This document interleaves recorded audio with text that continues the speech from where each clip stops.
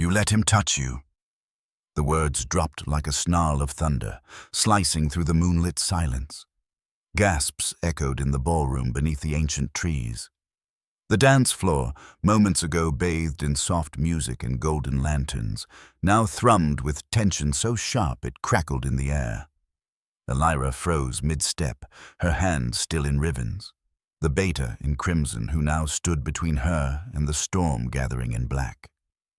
Across the clearing, Alpha King Kyle emerged from the shadows like something torn from a nightmare. Part man, part beast.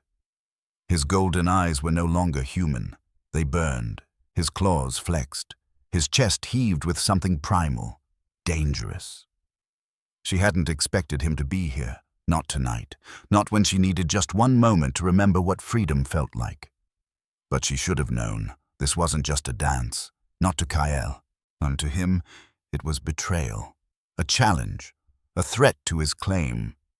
The mating bond between them, once silent, now pulsed like a war drum, and every wolf in the forest could feel it.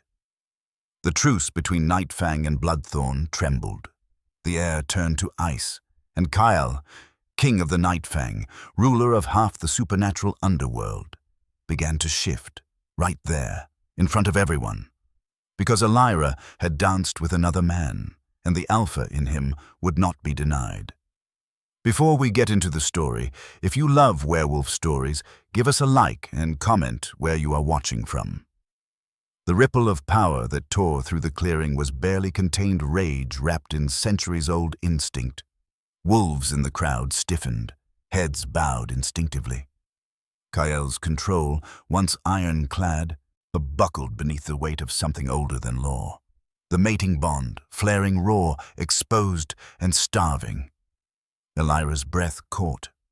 She turned before she realized she'd moved, her eyes locking with his. Not the Alpha King the world feared, but the wolf beneath.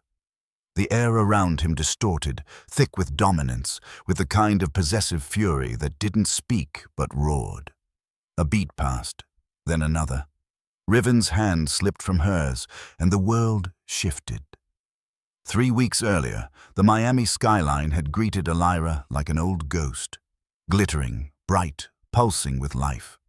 But beneath the neon shimmer, she felt it.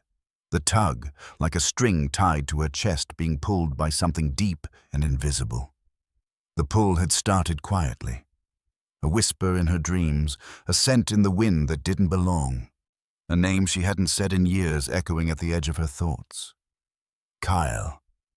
She should have ignored it, should have stayed away. But the bond, the one she'd tried to bury, to silence, had begun to wake. Now the city pressed around her with a heat that wasn't just tropical, it was supernatural, buzzing with power, and the moment her boots hit Nightfang territory, the streets had started watching her. Not the people. The city itself, the wolves in their hidden forms, the ancient spirits that haunted the ley lines buried beneath coral gables. They knew what she was, what her return meant. She wasn't just Nightfang. She wasn't just Bloodthorn. She was both. Born from the forbidden union of rival packs, her very existence was a question no one wanted to answer. Was she a bridge or a weapon? Elira stood outside the glass doors of the high-rise on Miracle Mile, her reflection distorted in the polished black. Her heart beat too fast, a deep thrum beneath her ribs. The invitation had arrived unmarked. No name, no return address, just a wax seal with the Nightfang sigil burned into the envelope, a crescent moon split by claws. Return, not a request, a summons. Security hadn't stopped her when she entered. They'd seen her eyes, the mark of lineage in her gaze, gold threaded with silver. She belonged, whether she wanted to or not. She rode the elevator to the penthouse alone. When the doors opened, the scent hit her first. Smoky cedar, wild storm, something that wrapped around her like a memory she couldn't escape. And then, Kyle. He stood by the floor-to-ceiling windows, his back to her. The skyline stretched behind him, or the city blinking like a heartbeat, but all she could see was him. He hadn't changed, not really. Still towering, still controlled, still dressed in black that looked like it had been carved onto his body. But there was something different now, sharper, hungrier, as if the wolf in him had stopped pretending to sleep. Elira. Her name in his voice was a command, a summons, a prayer, and a curse.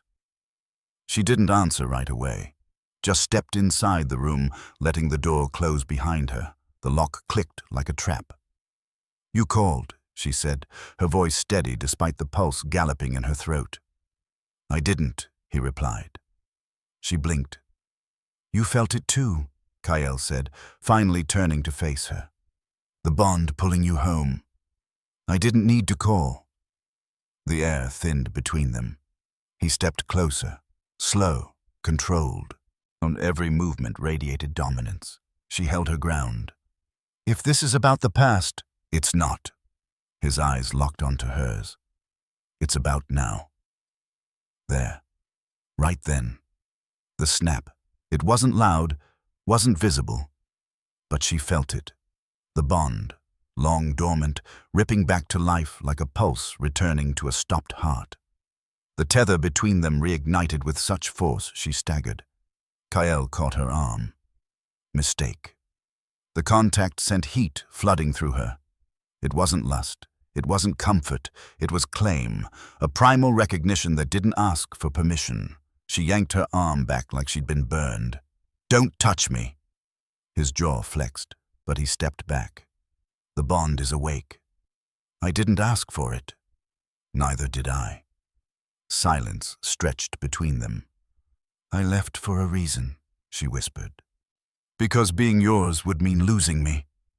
Kyle's voice dropped to a growl. "You were never mine because of the bond. You were mine because I would have torn the world apart to keep you." She flinched, but he wasn't done. "And now you're back," he said, "and they will come for you. Bloodthorn won't let you walk freely, not when you could unite the packs or break them." Elira stared out the window. The city glittered, unaware. Or maybe not. Maybe it was waiting too. "Why now?" she asked. "Why wake it now?"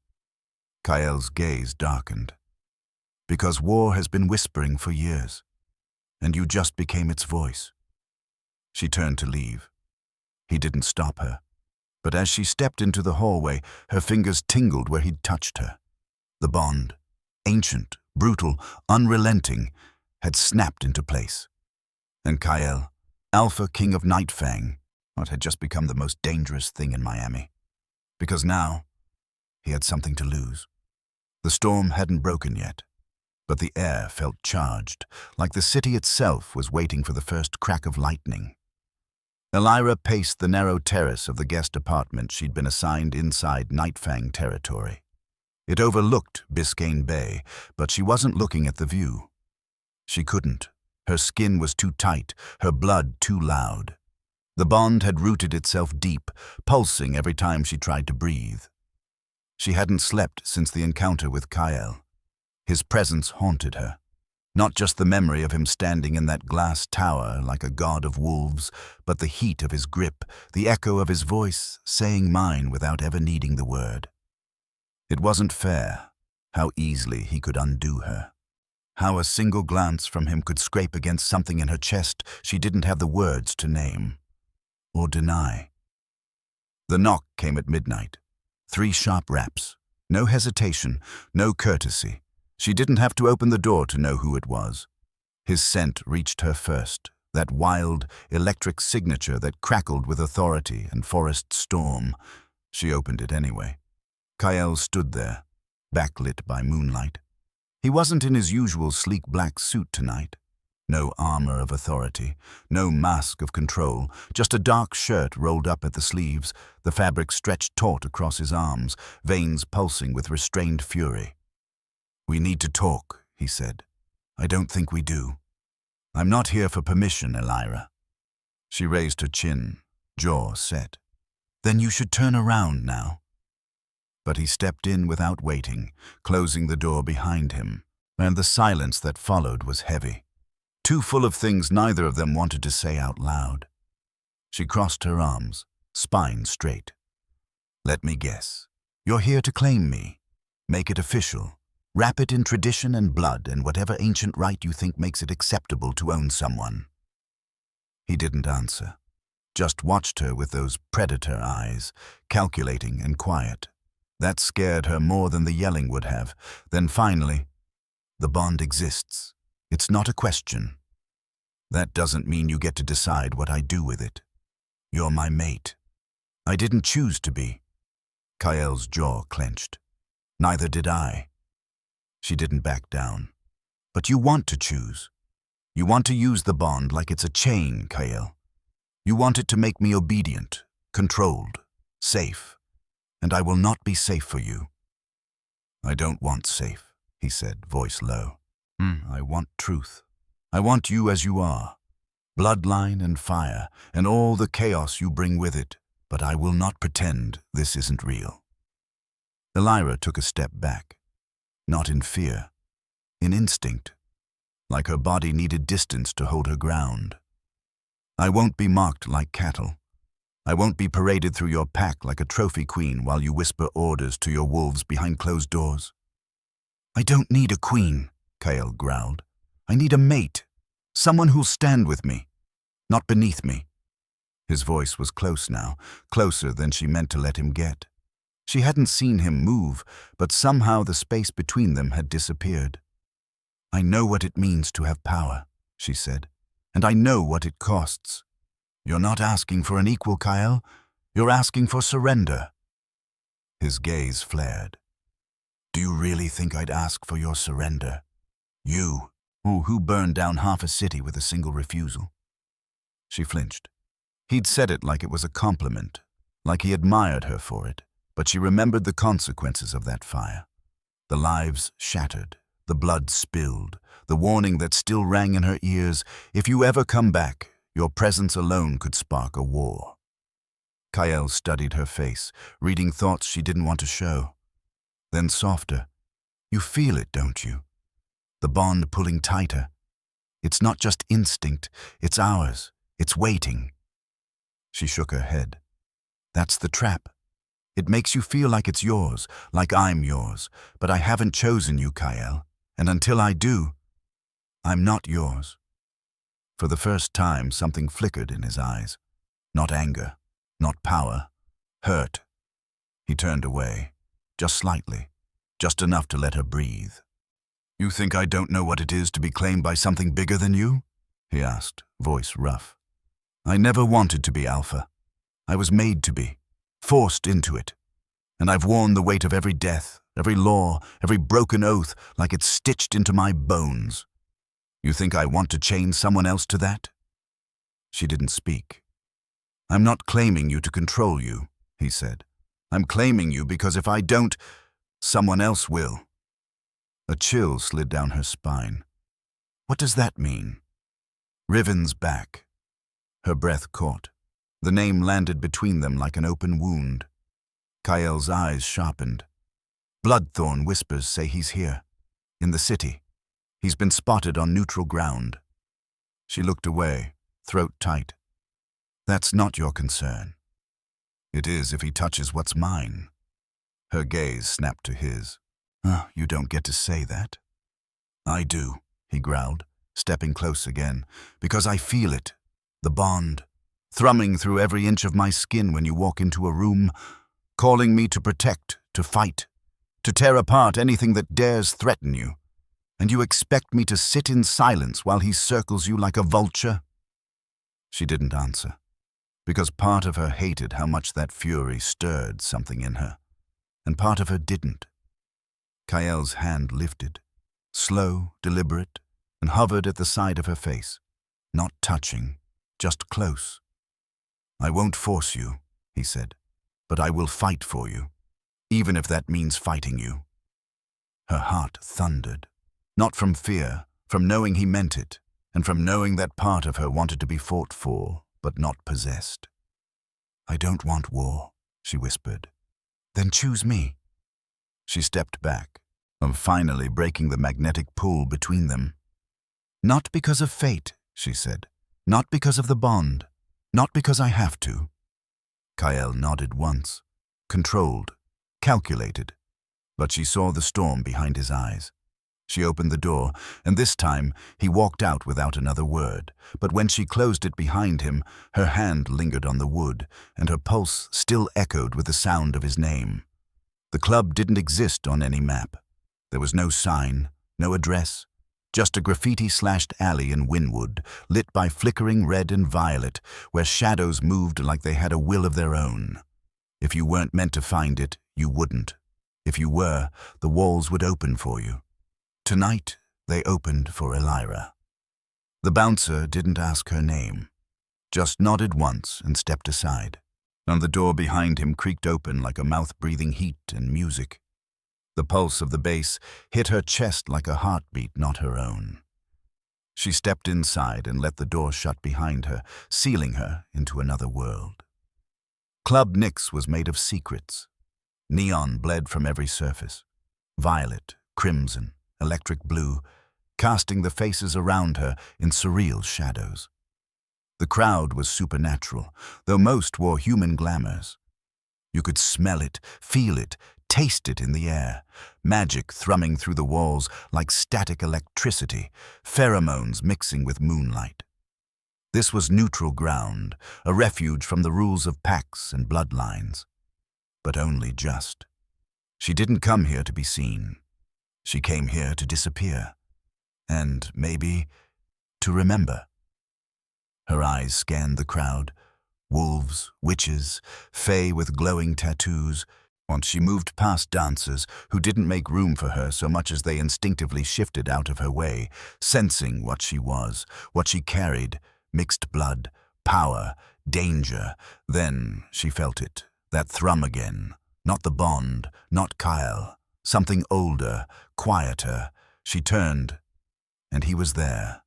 Riven, leaning against the far wall like he'd been waiting for her since the beginning of time.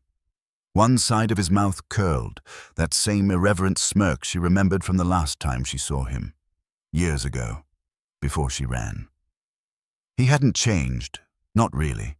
Still devastating in red, the same tailored recklessness in every line of his suit. Silver rings on his fingers, a scar across his cheekbone that hadn't been there before. His eyes glowed faintly in the black light. Wolf, but different from Kyle. Wilder. More dangerous in ways Kyle never let himself be. Elira's steps were slow, almost reluctant, but she couldn't stop herself. The crowd melted away as she moved toward him. "Took you long enough," Riven said, voice low, threading through the music like silk dragged through smoke. "I wasn't coming," she answered. "And yet," his smile deepened. "Here you are." He pushed off the wall, closing the distance. No permission asked, no apology, just boldness wrapped in heat and memory. "I heard a rumor," he said, "that Kyle found you, that the bond lit up like a wildfire." Elira didn't respond. "Must have been intense," he murmured. "Not your business." "Oh, but see," Riven leaned in. "It used to be." The words shouldn't have hit like they did. But they did. Because once, a long time ago, before she'd run, and before she even understood what the bond was, she kissed Riven in the ruins of the old Bloodthorn Chapel. It had been wrong. It had been reckless. It had been the last real choice she made before fate started pulling strings. And now he stood inches from her, his breath warm against her ear. "Dance with me." She didn't say yes. She didn't need to. He took her hand and pulled her into the center of the floor. The crowd parted like water. Eyes flicked toward them. Curious, hungry, a few wide with recognition. But Elira didn't care. Not here. Not now. The music shifted. Slower, darker, the kind of beat that wasn't meant for dancing so much as devouring. Riven's hand slid to her waist. Her other hand was in his. And suddenly, she wasn't thinking. She was feeling the way his fingers fit perfectly at the curve of her hip, and the way their bodies moved. Not practiced, not rehearsed, but remembered. Like they had danced in a past life and were only just now picking up where they left off. The neon lights flickered across his skin. Red, blue, violet. Her heart pounded. Kael's face tried to rise in her mind, his voice, his heat. But it was drowned in the bass, in the way Riven spun her, caught her, pulled her close. His mouth was near hers now. "I missed you," he whispered, and the words weren't slick, they weren't clever. They were real, and they wrecked her. "I didn't mean to," she started. "I know." His forehead touched hers. They weren't kissing, but they almost were, and that was worse, because the ache in that almost was louder than any touch. Then, flash. Bright. Blinding. Fast. Elira jerked back. A camera. Someone had taken a photo. No. Many someones. Phones were up, eyes were wide. And her name was already spreading like wildfire through whispers and glares. Riven's jaw clenched. He pulled her behind him, his body a shield without even thinking. But it was too late. The moment was captured, frozen in time. By morning, every pack in Miami would see the image. Elira, the fated mate of Alpha King Kael, pressed against the chest of the Bloodthorn Beta, lips just a breath away from betrayal. And the war she'd been running from? It had just begun. He was already in her apartment when she got home. The lights were off. The air held the sharp bite of ozone, like lightning had touched every surface. Elira stopped dead in the doorway, her pulse flaring as her eyes adjusted. The moon poured in through the windows, silvering the silhouette that stood near the balcony doors, back to her. Kael. Well, he didn't speak. Not yet. She stepped inside slowly, shutting the door behind her with the quiet finality of a mistake already made. "You've been following me," she said. Not a question. "I should have." His voice was calm, the kind of calm that masked chaos, like standing at the edge of an earthquake, just before the ground gives way. She walked farther in, pulse hammering. "You broke into my space. You broke the city." Elira froze. He turned then, and the room seemed to shrink. "I told myself I'd give you space," Kael said, eyes locked on hers. "That I'd let you find your footing, make your own choices, but then I see that—" He didn't say Riven's name. He didn't have to. The image had already burned itself into her mind. Her pressed against Riven in the club's neon haze, lips too close, heat too dangerous, and then the flash. The goddamn flash. It had gone viral across supernatural channels before she even left the building. Elira, the fated mate of the Nightfang Alpha, dancing with the Bloodthorn Beta. Smiling. Wanting. "I didn't plan it," she said, voice low. "But you didn't stop it either." The bond pulsed between them, a hot rope dragging her heart forward even as she backed away. He followed. "Do you even understand what you've done?" he said, each word sharp enough to cut. "That photo, that moment, it undid years of truce. It turned you into a question no one can answer." "You mean a weapon no one can control?" Kael didn't deny it. "Maybe I wanted to be seen," she snapped. "Maybe I wanted to feel something that wasn't obligation, wasn't duty, wasn't your damn claim on me." His jaw ticked. "You think I enjoy this? Well, you think I want to be this possessive monster you see in me? Then stop acting like one." But he couldn't. And they both knew it. The bond flared. Not gentle this time, but violent. It throbbed under her skin, his anger feeding her own, their powers tangling like claws. "You let him touch you," Kael said, softer now, which somehow made it worse. Elira's chest ached. "You don't own me. You're mine," he growled. "Not because of law, or blood, or some old tradition. Because the bond chose us." She stepped forward, close enough to feel the heat radiating off him. "Then what happens when I don't choose it back?" He stilled. "Do you kill me?" she asked, voice tight. "Break me? Lock me in a gilded cage and call it love?" His eyes shimmered gold. "No." "Then what?" Kyle didn't answer. Couldn't. Because the truth neither of them wanted to say out loud was simple. If she rejected the bond, she wouldn't be the only one who'd suffer. There was a knock. Sharp, measured, ancient. Elira and Kyle turned together, the tension still vibrating between them as she opened the door to find a figure draped in deep gray robes, a cane carved from a single length of dark wood in one hand. Elder Thorn. The oldest neutral voice between the packs. His eyes were clouded, but not blind. His scent carried the weight of history, dust, smoke, magic, warnings. "I felt the flare," he said without greeting. Kyle inclined his head. Elira did not. "You're here to threaten me too?" she asked bitterly. "I'm here to explain the consequences," Thorn replied, "because no one else will." He stepped into the room, his presence making even Kyle seem young, impulsive. The elder's gaze swept the space, then landed on the two of them, still tethered by an invisible cord. "The bond between fated mates," Thorn said, "is older than any law. It is balance, not just desire. When honored, it brings strength. When rejected, it brings collapse." "I didn't reject it," Elira said quietly.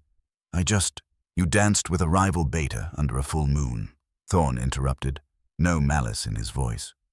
"Just truth." The mating bond flared, then buckled. The city felt it. So did the packs. They are choosing sides already.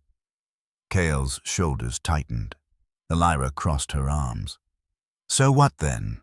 I'm not allowed to make a choice?" "You can," Thorn said gently, "but you must be prepared for what follows." He turned to Kyle. "And you, Alpha, must be prepared to let her." Silence fell. Thorn's gaze lingered. If the bond is broken by force, the magic rips through the city like fire. Every tethered pair feels it. Every ancient pact is questioned. Every piece becomes fragile. "And if I let it stay?" Elira asked. "If I accept it just to keep the peace? What happens to me?"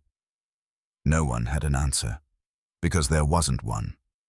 After Thorn left, Kyle stood in the middle of the room, unmoving, the wolf in him silent now, still simmering, but no longer pressing against his skin. "You don't have to accept it tonight," he said. "I don't know if I ever will." He nodded once, a small, pained thing, then he left, the bond trailing behind him like a broken leash. And Elira was alone. Except she wasn't. Not really. The bond pulsed, soft, warm, aching, and the city outside, full of secrets, of wolves, of war, waited for her next move. Oh, the moonlit gala was not meant for blood. It was meant for peace, for show, for the illusion that centuries of war between Nightfang and Bloodthorn could be smoothed over with champagne, silk, and forced civility. It was held once a year, always under the open sky, always beneath the full moon, always in sacred territory neither pack could truly claim. Neutral ground, they called it. But tonight, it didn't feel neutral at all. Elira stepped from the obsidian car in a crimson gown that dripped down her like blood and fire. Her face was hidden beneath a silver mask that glittered under the moonlight, its edges shaped like the wings of a phoenix. Her heels clicked against the stone as she walked through the entrance, chin high, spine straight, every inch of her daring the night to touch her. Eyes followed her instantly. They knew who she was, or thought they did. The hybrid, the threat, the wild card who could break the world with a word. Some looked at her with awe, others suspicion, a few with fear. None of them saw the trembling beneath her ribs. The garden was transformed into a ballroom of moonlight and magic. Lanterns floated mid-air, glowing with soft blue flames. The trees whispered secrets as supernatural elite gathered in hushed clusters. Alphas, betas, heirs, and enemies draped in elegance and power. And at the center of it all stood Kyle. The Alpha King wore black, of course, always black, but tonight it shimmered faintly with silver threads, catching the light when he moved. He hadn't masked his face. He didn't need to. His presence alone was enough to part crowds. The wolves around him bent slightly when he passed, but not from command, from instinct. He stood beside the polished dance floor, waiting. For her. Elira's heartbeat thundered. The bond thrummed the moment her gaze found him, invisible, undeniable. It stretched between them like tension wound too tight. His eyes locked on hers, gold, molten, dangerous. He didn't move.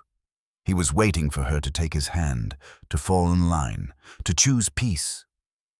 She didn't stop walking, didn't break eye contact, but when she reached the edge of the floor, she turned, past Kyle. The crowd stilled. Conversations died mid-sentence. Somewhere, glass shattered against stone. And there, at the far side of the gala, leaning lazily against a white column, stood Riven. He wasn't masked either. His expression was unreadable. But his eyes burned like they'd known this moment was coming all along. Elira walked toward him with purpose, each step louder than a gunshot. Kyle didn't move. Not yet. She reached Riven, her pulse a storm under her skin.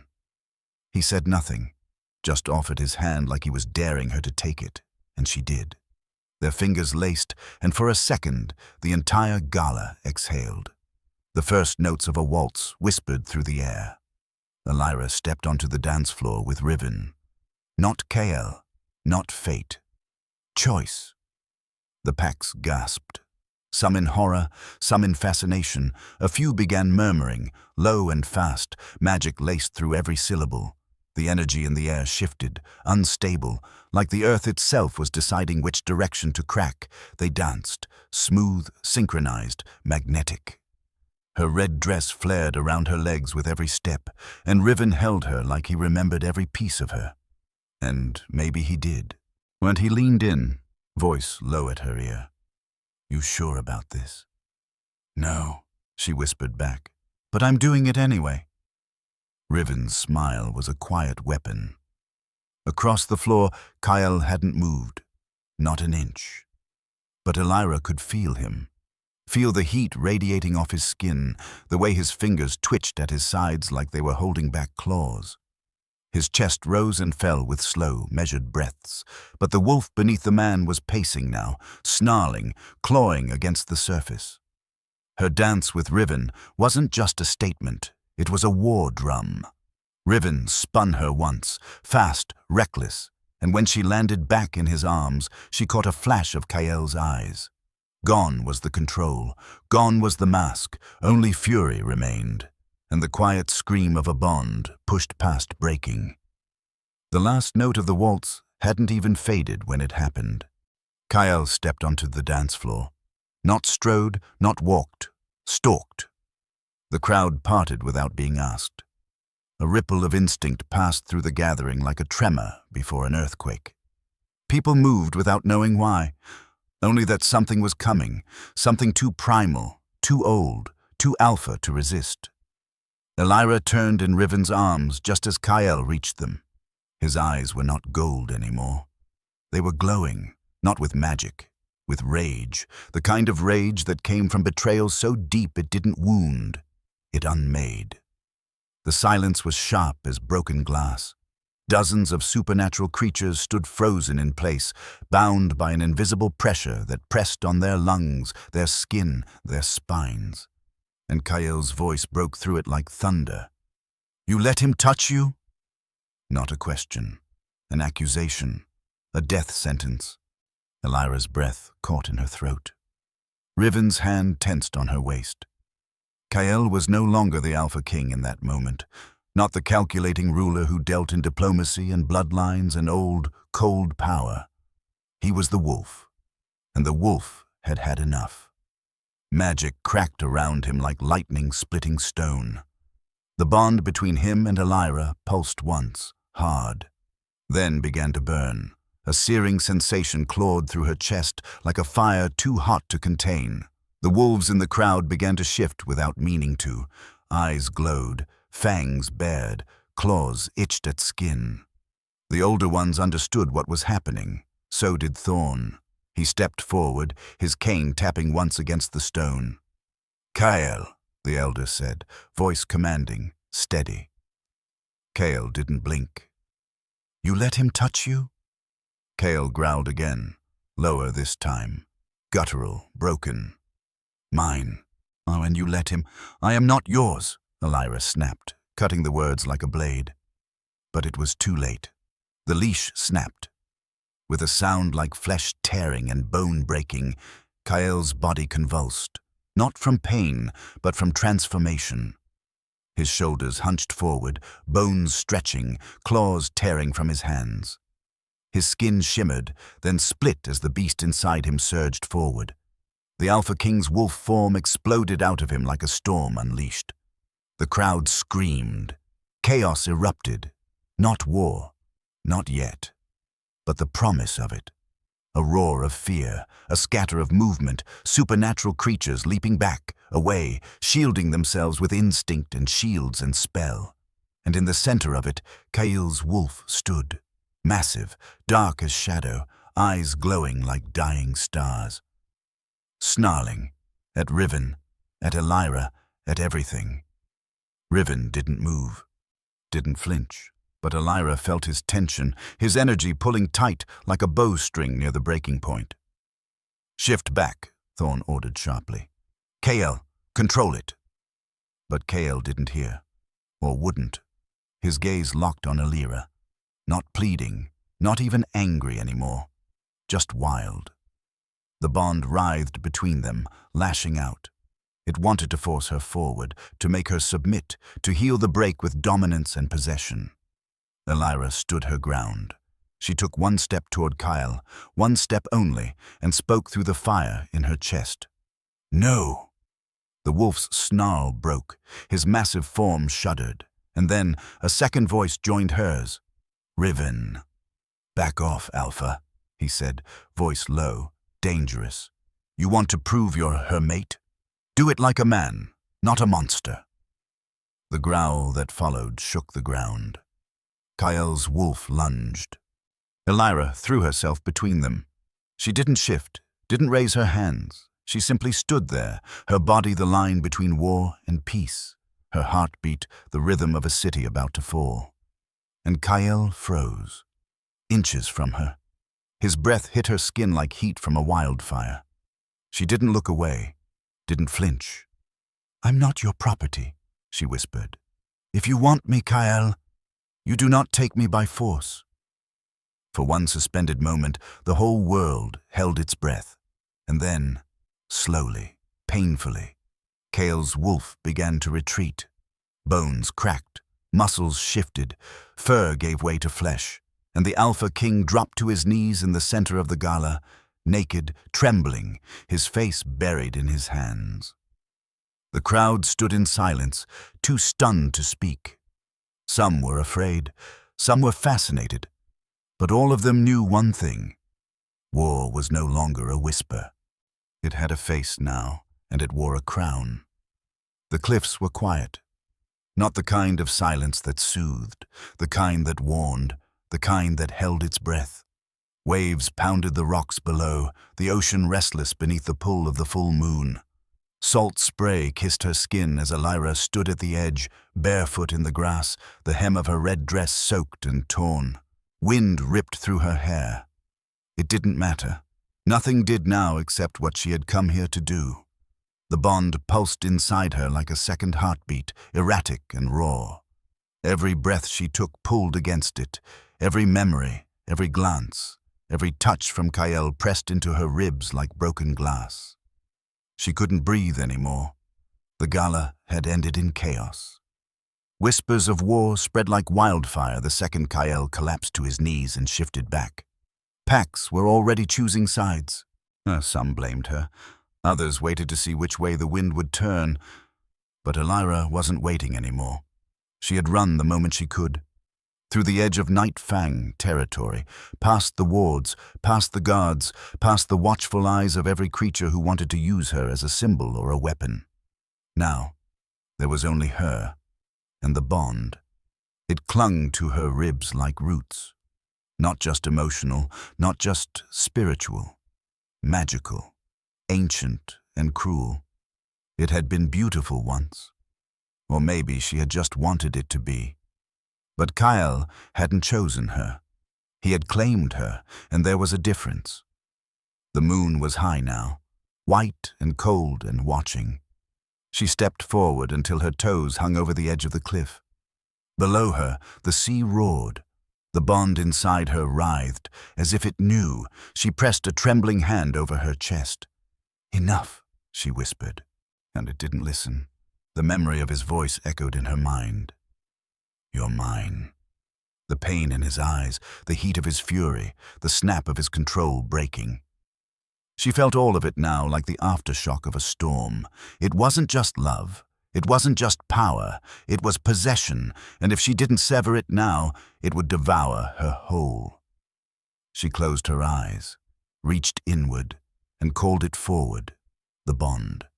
It rose, coiled, snarling like a beast inside her.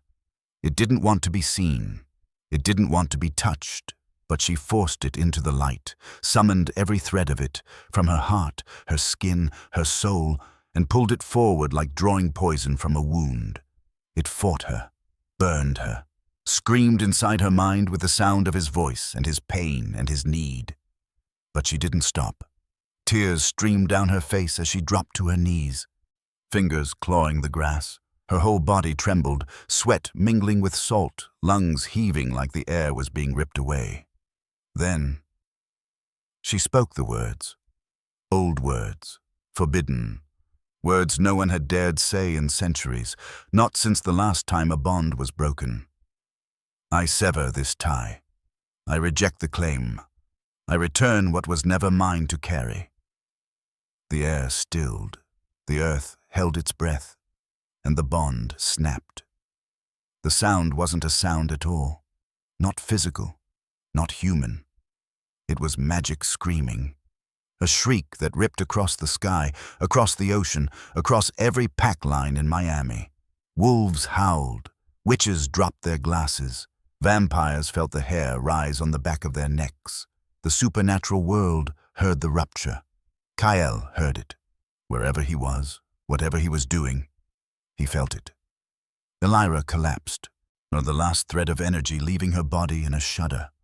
Her fingertips were scorched, her pulse flickering like a dying star. She had done it. The bond was gone. The pain remained, but the chain was broken. Below her, the sea crashed harder. The wind roared louder, and in the distance, just beyond the cliffs, the first war horn sounded. A single, echoing call. The truce was dead, and so was the girl who once believed fate could be kind. The city burned in pieces. Not with fire, not yet, but with violence. Silent, coordinated, scattered like sparks across Miami's supernatural veins. In Brickell, a bloodthorn scout was found bleeding in an alley, Nightfang claw marks carved down his back. In Little Haiti, a Nightfang runner vanished mid-route, only his blood trailing through the street like a breadcrumb curse. In Wynwood, glamour spells cracked in broad daylight. Mortal tourists saw flashes of fangs, eyes glowing, wolves running across rooftops. The truce had died on those cliffs with Elira's scream. Now war was beginning, not in battles, but moments. Pack skirmishes, territory feuds, the first hints of something older waking beneath the surface. And through it all, Elira was missing. Not dead, not yet, but gone. Taken by Lysandra. No one saw it happen. No one except the dying Fey girl on the edge of Coral Gables who whispered, "Shadow-wrapped wolf, silver blade." She never screamed. By the time Kyle heard the report, Elira had already been gone for 12 hours. 12 hours too long. He stood in the war room of the Nightfang Tower, eyes fixed on the shifting map of pack movements, lines drawn and blurred in red and black. His knuckles were bloodless on the edge of the table.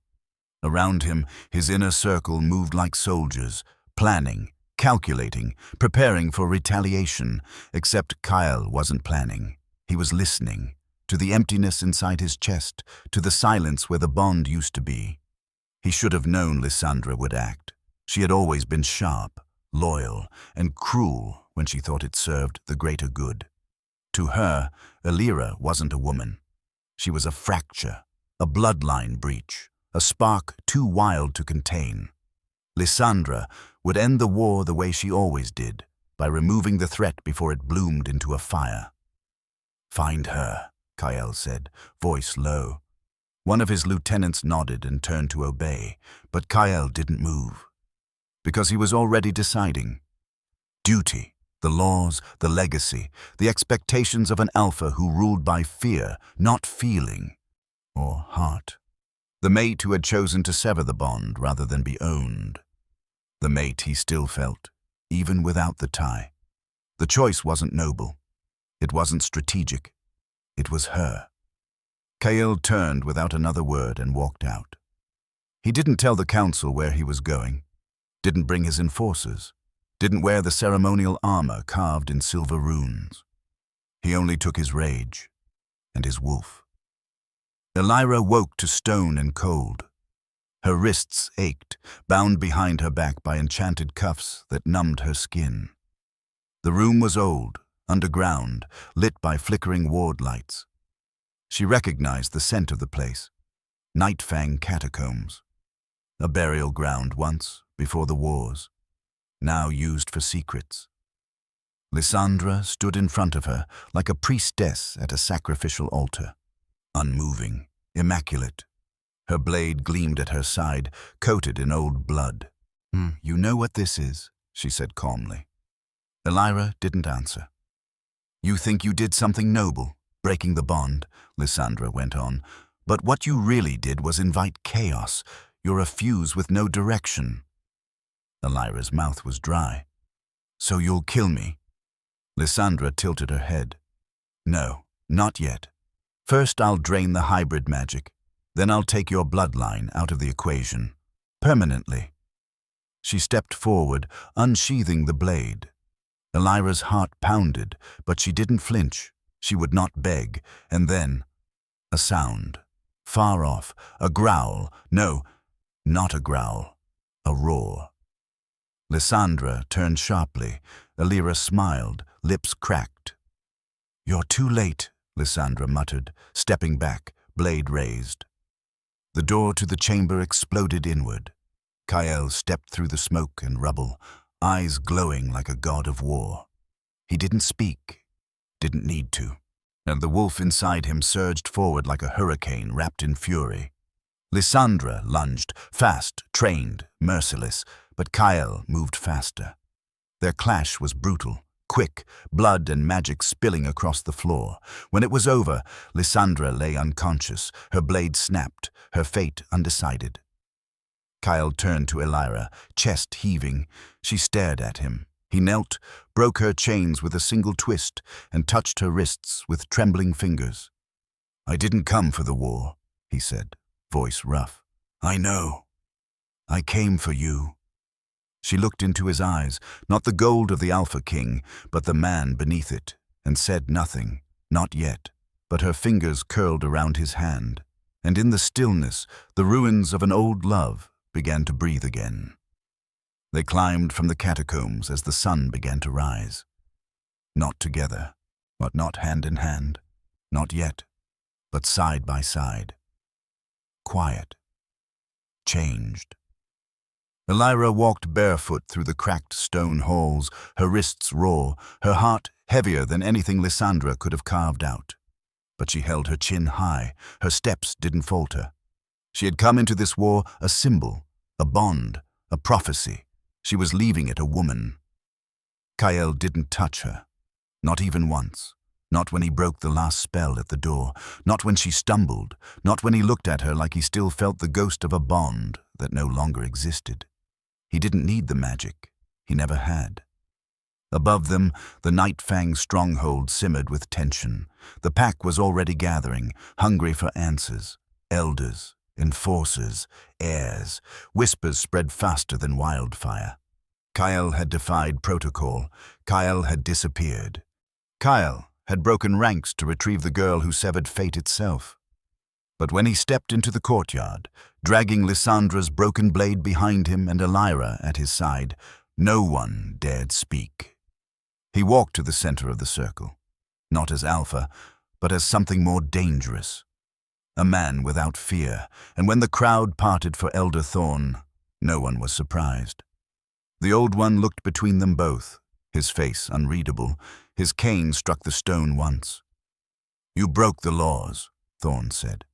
"I broke the chain," Kale replied. He turned to the pack, voice steady. "You want to punish me? Strip me of the title? Do it. But I won't rule a world that cages women in fate and calls it love." The words were louder than thunder. He faced Elira then, finally, fully. "I don't want your bond," he said. "I want your choice."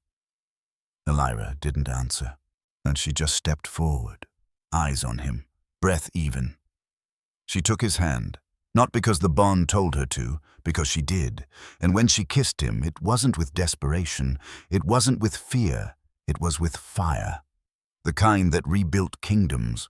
Around them, wolves began to howl, not for blood, not for power, for her, for them, for a new order born not from tradition, but rebellion.